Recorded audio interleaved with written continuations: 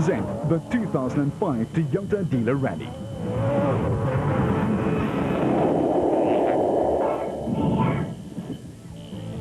It's round 7 of the ABSA SA National Championship Series, and with most of the classes still up for grabs, the next venue was the fast-growing town of Lydenburg in Mpumalanga. Nestled just below the Lowveld Escarpment, just more than 300 kilometers north of Johannesburg, it seemed the whole town had turned out to greet South Africa's off-road stars.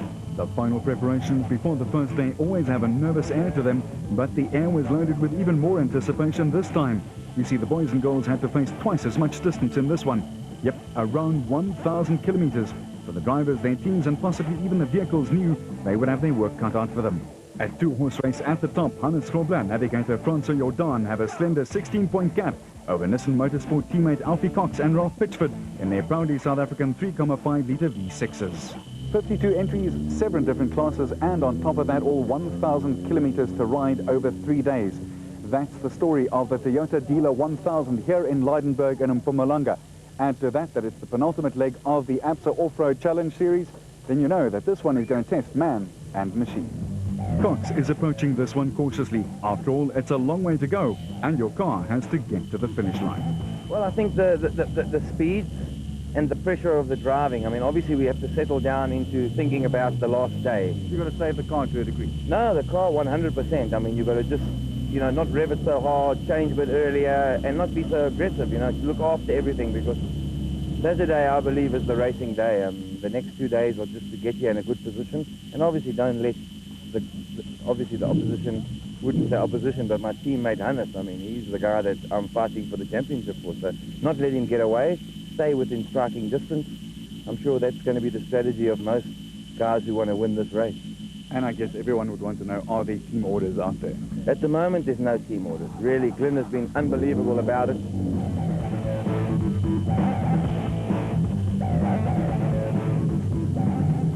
The manufacturers also at stake.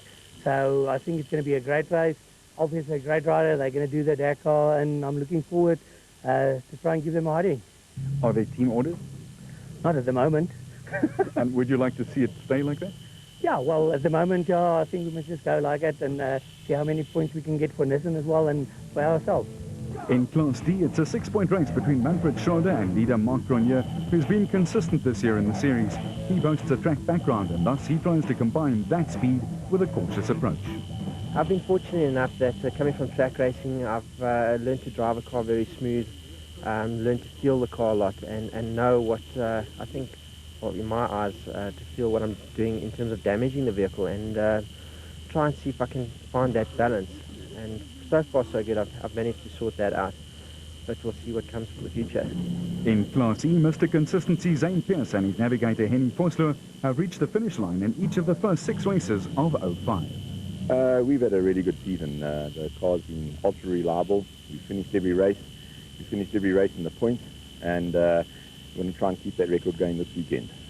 That's quite clearly the message coming through from most of the guys, that finish here is going to leave you in the points, and most important. Very much. I think if you do finish here, you will be in the points. It's a 1,000-kilometer race, and I heard the course is pretty rough, so we're going to keep it conservative and score as many points as we can. The special vehicles category in Terence Marsh and Michael Whitehouse have piloted their Nashua Mobile Corvette to a 16-point lead over the Harper brothers. Marsh had an interesting take on race strategy. With our position in the championship, it really is our championship to lose as such. So with in three days of endurance ahead of us, mathematically we can win it this weekend, but obviously the critical thing is to finish. So we really haven't come here to race. It's quite a difficult one, bearing in mind all racers want to come and race, but we really come into just really trying to finish this race. History has shown that 30% of all starters are finishing. I think it's critical for our championship hopes that we finish there. Nick Harper and brother Ryan clocked up a maiden victory in the Lesotho Sun race, which meant a lot to the duo. Look, the win at Lesotho, which was called the Lesotho Sun Off-Road, but it used to be called the Roof of Africa. We all know it as the Roof of Africa. It was a fantastic win. It's what everybody tries to win. It's the main event of the year, and we did that. My son was in the car with me, and his biking experience and leading the rock terrain just paid off, and we pulled off a win there. It was fantastic. And then obviously you scared some of the bigger name teams with a bigger budget too. Look, the guys are all looking at us and seeing what have we got, what's our secret formula, you know, and I think it's just experience. You know, we've been doing it for a long time, and that's paying off. We've got some good equipment, and we've got good fit crew. In Class B, the diminutive Evan Hutchinson and co-driver Vincent Horn leads by 14 points in their Motorite Racing Nissan. How do you prepare differently for 1,000 Ks as compared to a normal half a day?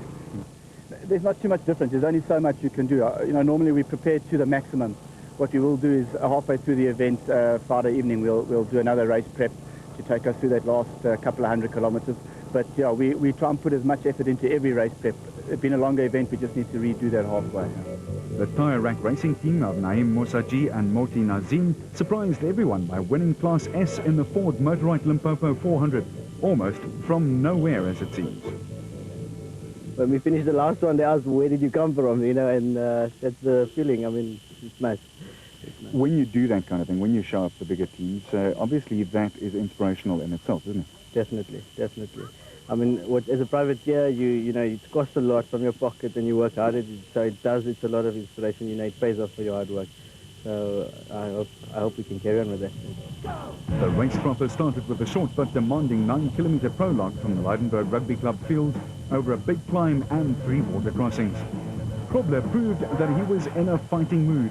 1K from the start and he wasn't sparing the horses. The Nissan Motorsport man had his 4th national championship in his sight, and his navigator Francois Jordan was hoping to add to his 1 win from 2001 when he partnered another Nissan flyer, Janelle de Villiers. Krobler has the championship trophies from 1986, 2003 and 2004 on his mantelpiece, and him being first off on the prologue, he streaked around the testing circuit in what proved to be the fastest time of the day, 1 tick under the 8-minute mark. And just listen to the Nissan go.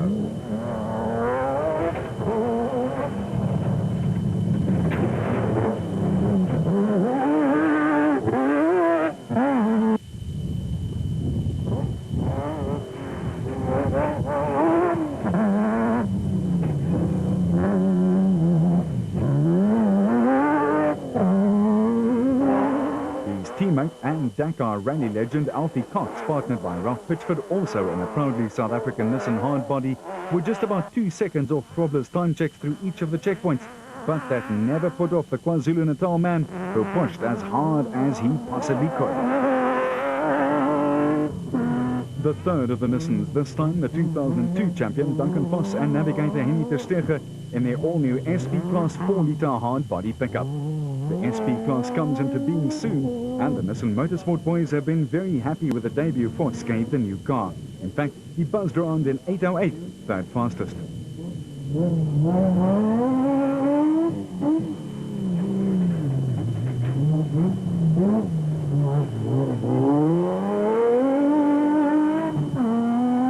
Mark Corbett in the back 2.4 Audi engine space frame impressed through the first river crossing after a K&a-half. He and co-driver Jean Moore gave it stick and set a benchmark for the rest of the special category cars. They stopped the clocks at 8 minutes and 24 seconds.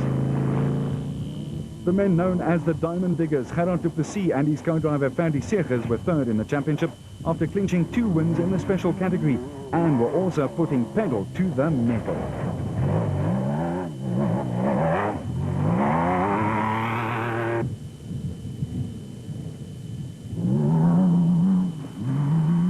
Almost lost it there, but kept it together.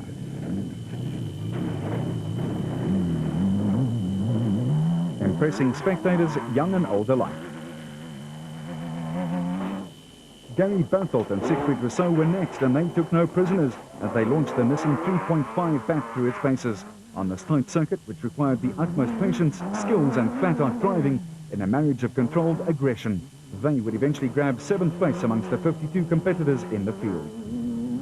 The Super Team car of John Weir Smith and Louis van Zyl were flying along, and the Jimco was looking like it was set up perfectly to enjoy the faster stretches, but they hang tough on the rocky and climbing sections of the prologue. They took the 6th place ahead of some of the faster and more fancy teams.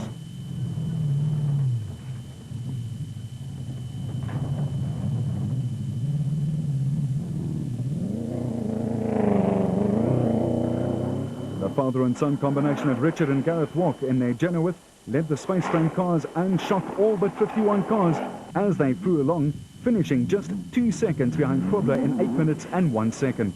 thus upsetting the works cars in general and the production class cars in particular. The crew are known for their wild man driving. Bevan Bartelt and his hair-on-teeth navigator Nick Salamolela almost lost it here, but were able to nurse the back 5.7 around fast enough to take 9th place.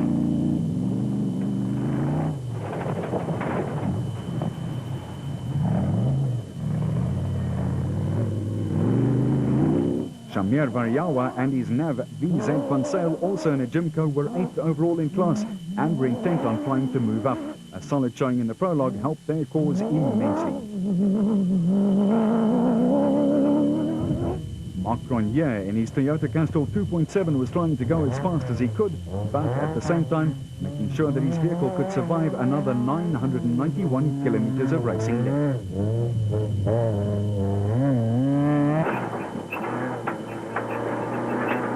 300 possible water splash. 200 possible water splash. 100 possible water splash, yeah. The distinctive blue, red and white Nashua Mobile colours of Terence Marsh and Michael Whitehouse were staying true to their word. Marsh was going well, but not going flat out, trying to save his back Corvette for the mileage still to be clocked up. Ford Racing's Manfred Schroeder and co-driver Alec Harris had that 4-litre engine under the hood purring along like a cat, but they certainly nailed down one of the fastest times for the D-Class, stopping the watchers on 8:44.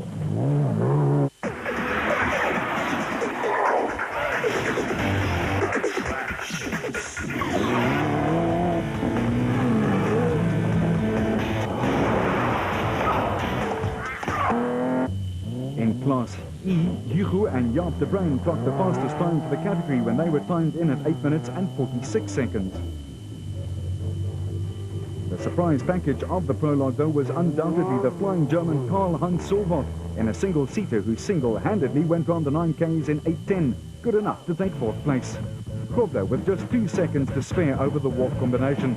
Voss and de Stedt had only 2 seconds over Solwald, while the Cox Pitchford Nissan had to settle for 5th.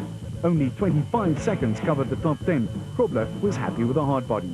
It was a tight Mickey Mouse stage, but I think it was good for the spectators, so I hope they've enjoyed it. Okay, now this stage, how long is it going to be? This is just going to be about 170 kilos. And it looks pretty rough out here, and I see there's some mist coming over the mountains. So we'll see, maybe it's raining in Selby. And they were prophetic words. Krobler was due to have more than just mist on his mind, though. Meanwhile, his teammate Cox had been watching the weather predictions. Yeah, we heard it's raining in the Selby area, and today apparently there's 170 kilometers of just in the forest. So talking to the old rally drivers that have been in this area like Hannes, they say that the pine needles are very slippery. So we have to listen to them and sure, not to do anything stupid. Apparently it's very narrow ways, and you know, if you slip off the road, yeah, you could end up either breaking the car or being out of the race. So I think a bit of caution today, and tomorrow's 500 Ks. That's a long way, and then 400 on Saturday. So we've still got a long way to go. Indeed there was, and if anyone knows how to nurse a vehicle, it's Cox. Mark Corbett was looking forward to the wet weather. Yeah, we always love rain. Rain makes it quite slippery, and we tend to do well in it. We won the roof quite a few years ago in the rain, so we're looking forward to it. But I think it's going to be quite hair-raising. We drop over 1,000 meters into Selby over the next couple of Ks, so it's going to be a lot of fun. We'll see how it goes. We had a good time, Sal, and looking forward to it. Leg 1, a 167 kilometer stage with a route